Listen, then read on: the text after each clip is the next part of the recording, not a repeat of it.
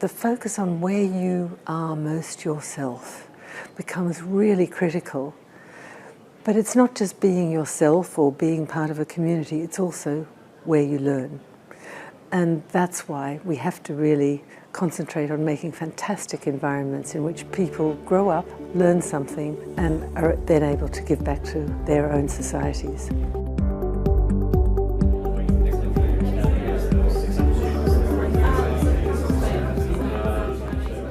What they find is when they come to the accommodation, they learn a lot more about themselves. They learn how to cook independently, they learn how to budget for themselves, they learn how to live with others. A student will spend almost 75% of their time within their accommodation. So our staff are trained in mental health first aid and various other skills. So we need to understand that a student's life is not 9 to 5.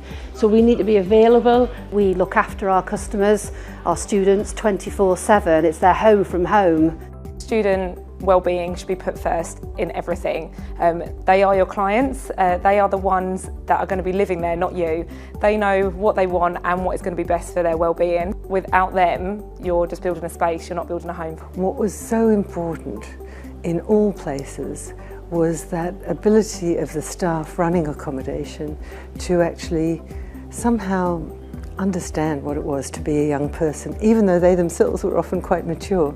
What it was to be a little bit fragile, a little bit worried at the beginning, and then do all sorts of crazy things through the course of an academic year, but still somehow get through it in the end, focus on their studies. The main finding was really the importance of staff helping to manage student accommodation, helping to manage the student experience. Well-being within the student sector at the moment is absolutely crucial to the way that we think about delivering higher education, and it's also crucial to think about how student accommodation providers integrate with student deliverers, the higher education institutions, the universities, to see that they can work together to really deliver an environment where student well-being, student mental health, which is so important, is actually delivered for the student. We're working at the coalface every day, and the importance is that someone else is taking the broader view and letting us know the context in which we're working.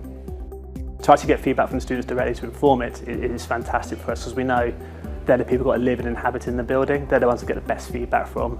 Research like this is vital because we can think as the providers that we understand what students want, we can think that we understand what students need, but actually we don't. We need to talk to students. The research is really super important because it re-foregrounds the influence of students' housing environment on their connection to their institutions and to their cities or communities, how they define their education, how they define being a member of the city and being a member of communities. The industry is going through a lot of change, the sector is going through an awful lot of change, so the research today will actually provide lots of information and critical information to universities on how they offer students that support, especially in that transition into university life in the first few weeks and months.